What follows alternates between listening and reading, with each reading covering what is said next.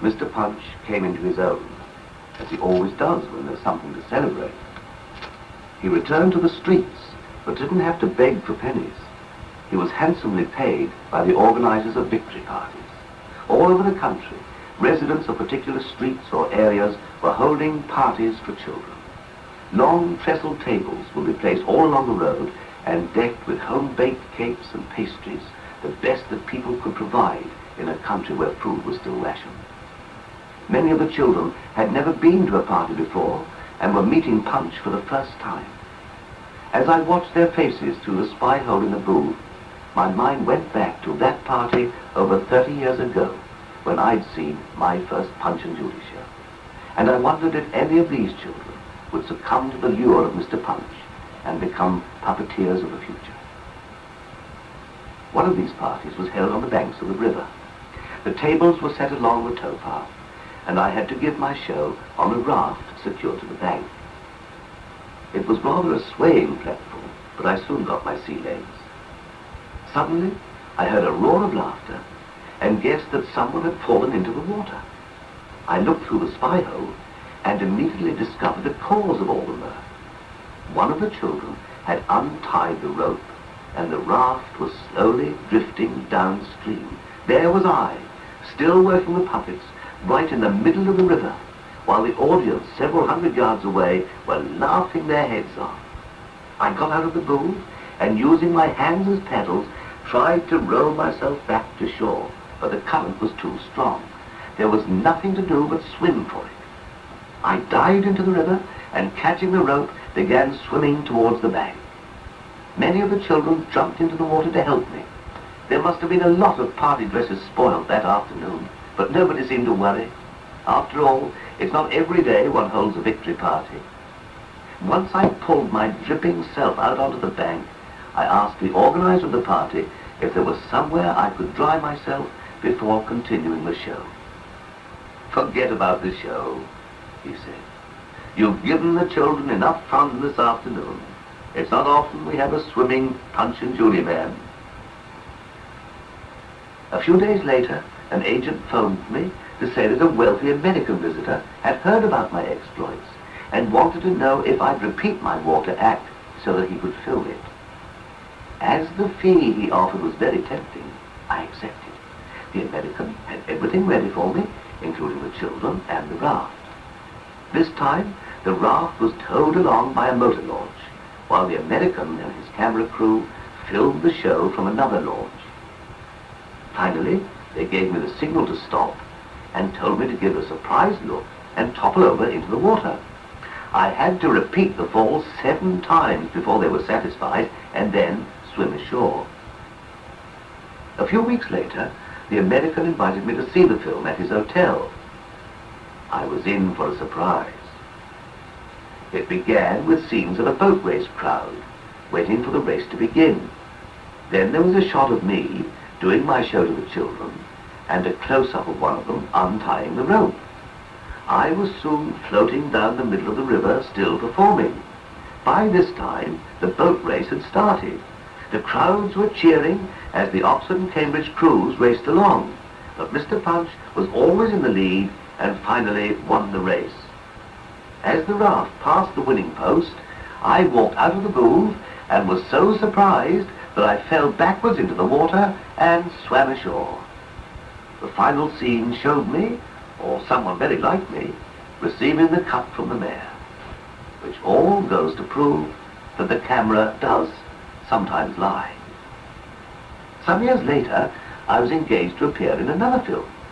The action took place at a garden party, and I had to do my show in a corner of the garden. When I arrived at the studios, the producer sent me to the makeup room. The effeminate makeup man looked me up and down as though I were a species of prize cattle. Then, in a very bored tone of voice, he addressed me. "What are you supposed to be?" he said. I told him I was the Punch and Judy man, but didn't see that I needed makeup, as I would be in the booth all the time. "It's not up to you to decide what's required," he answered. "We're very particular in the film business, down to the most minute detail." "The Punch and Judy man," he repeated several times with a faraway look. "Sit there," he said. indicating a chair with an effective movement of his hand. I sat down, and he proceeded to daub my face with grease paint. He then sorted through a box of false moustaches until he found the one he thought most suitable. He held it to my upper lip, moved his head about, surveying me from every angle. I decided I'd make an excellent villain in an old-time melodrama, and he must have thought the same, because he shook his head and laid the moustache aside. He picked up another one and repeated the ritual, muttering all the time, "The Punch and Judy man." After some dozen attempts, he chose one. He dabbed my upper lip carefully with spirit gum, pressed the moustache on it so hard that I thought he was trying to push my teeth down my throat, and held it there until the gum dried. He then walked back and gazed at me for several minutes, still muttering under his breath, "A Punch and Judy man." He curled the ends of the moustache with a pair of curling tongs, and apparently satisfied at last, he dismissed me. When I presented myself to the producer, he gave me one look and said, "That's terrible. Go back and get it changed." "Honestly," said the makeup man when I reported back, "he makes me livid." So saying, he took hold of one end of the moustache and ripped it off, almost taking my upper lip with it. He repeated his former routine and returned me to the producer, who took one look, said "no," and sent me back. By this time, the makeup man was boiling and played havoc with my upper lip. 5 times I had to return and suffer at the hands of the torturer before the producer was satisfied.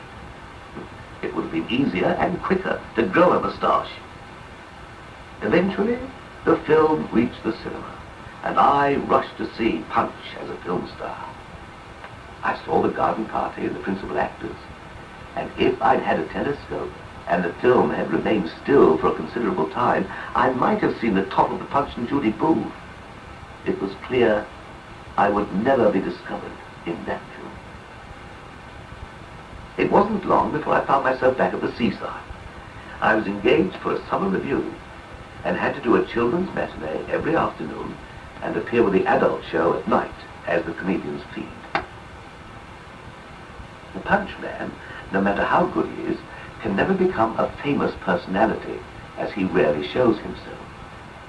In my new role, although I was visible to the audience, I was still working, as I'd always worked, trying to get laughs for other people. It's always the funny man the audience remembers.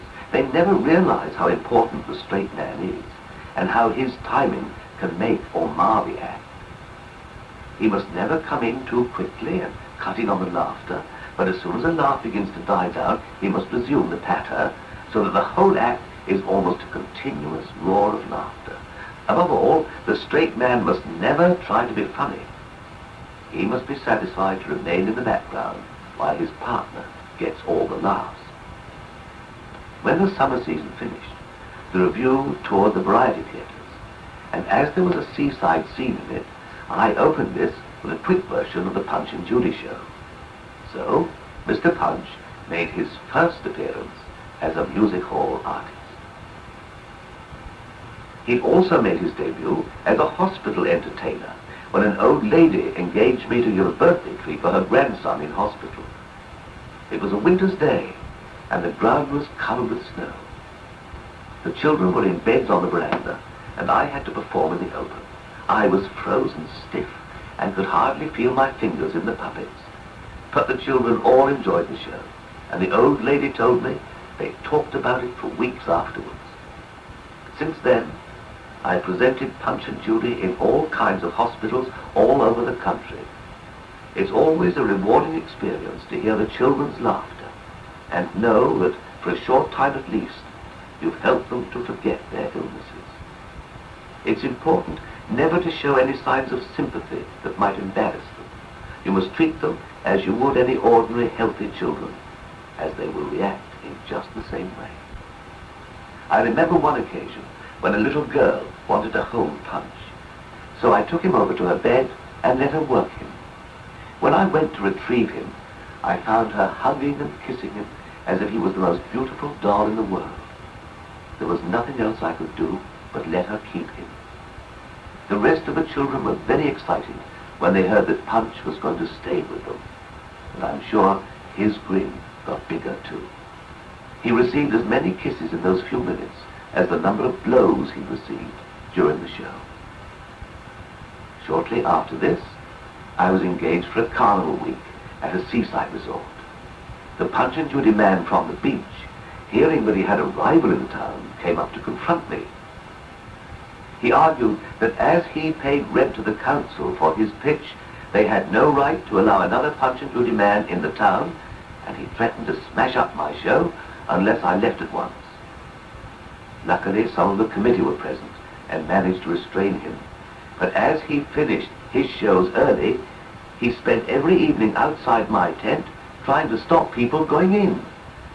Sometimes he even paid to go in himself and spent the entire performance declaiming at the top of his voice what a lousy show it was. The committee obviously thought otherwise, because they booked me the following year. This time, my rival didn't make an appearance.